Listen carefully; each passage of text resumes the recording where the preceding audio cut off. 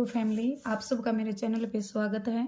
कल हमने व्याकरण के बारे में पढ़ा था। आज हम साहित्य के बारे में पढ़ेंगे। चलो शुरू करते हैं।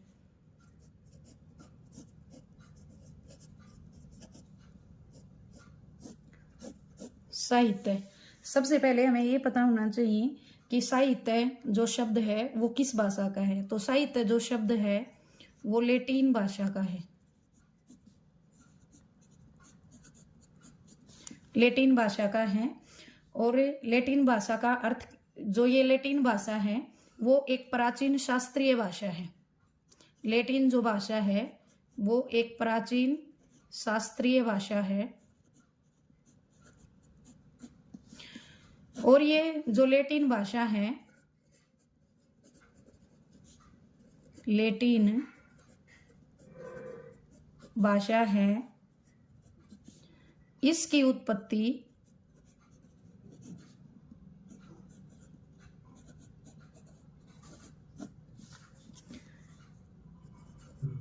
इटालियन शाखा से हुई है। इटालियन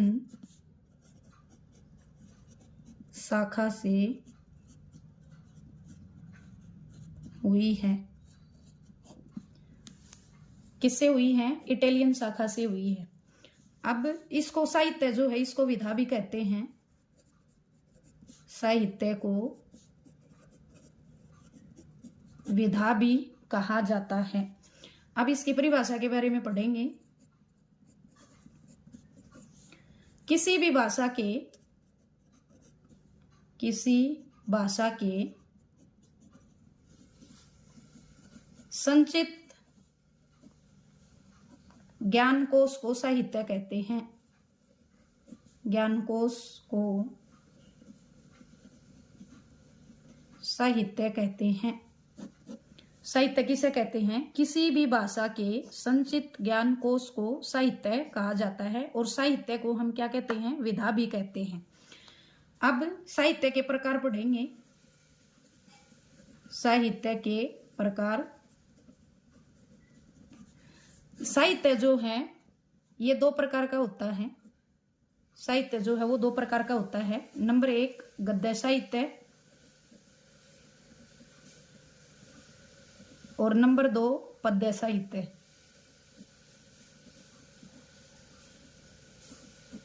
अब हम पढ़ेंगे गद्य साहित्य क्या होता है। जब साहित्यकार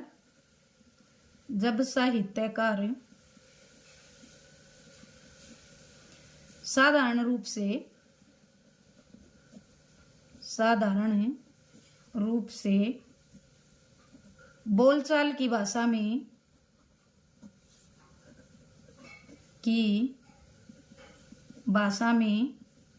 अपने विचार व्यक्त करता है। अपने विचार व्यक्त करता है तो वह गद्य साहित्य कहलाता है। तो वह गद्य साहित्य कहलाता है। गद्य साहित्य किसे कहते हैं? जब साहित्यकार साधारण रूप से बोलचाल की भाषा में अपने विचारों को क्या करता है? व्यक्त करता है। तो उसको हम क्या कहेंगे? गद्य साहित्य कहेंगे। गद्य साहित्य के अंतर्गत हमारे पत्र आते हैं। निबंध, पत्र, निबंध, लेख, कहानी, संस्मरण, नाटक, उपन्यास आदि। गद्य साहित्य के अंतर्गत कौन कौन सी विधाएं आती हैं? पत्र, निबंध, लेख, कहानी, संस्मरण, नाटक आदि। उसके बाद हम पढ़ेंगे पद्य साहित्य के बारे में।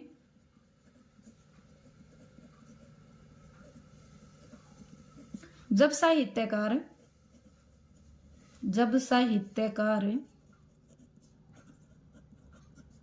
अपने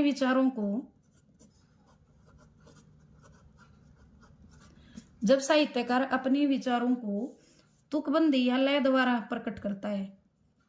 तुकबंदी या लय द्वारा व्यक्त करता है। तो वह कौन सा साहित्य कहलाता है? पद्य साहित्य कहलाता है।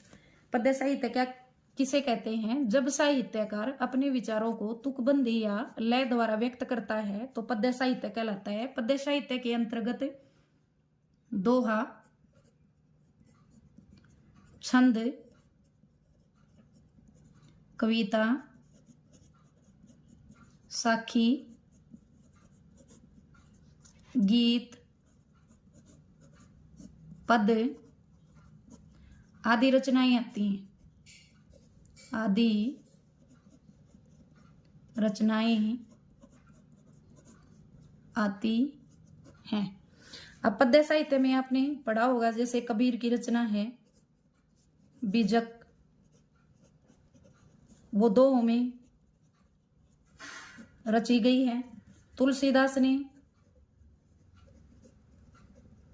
तुलसीदास की जो रचना है वो है कवितावली और विनय पत्रिका। वो भी किसमें है, किसके अंतर्गत आती है? पद्य साहित्य के अंतर्गत आती है। और अगर हम गद्य साहित्य की बात करें तो जैसे मुंशी प्रेमचंद जी ने, अगर हम गद्य साहित्य की बात करते हैं तो मुंशी प्रेमचंद जी ने बहुत सारी कहानियां लिखी हैं।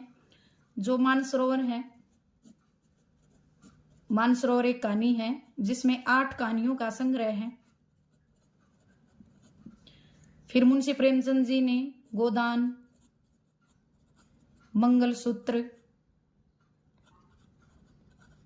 मंगलसूत्र जो उनका एक अधूरा उपन्यास है, ये लिखा है। तो आज के लिए इतना ही।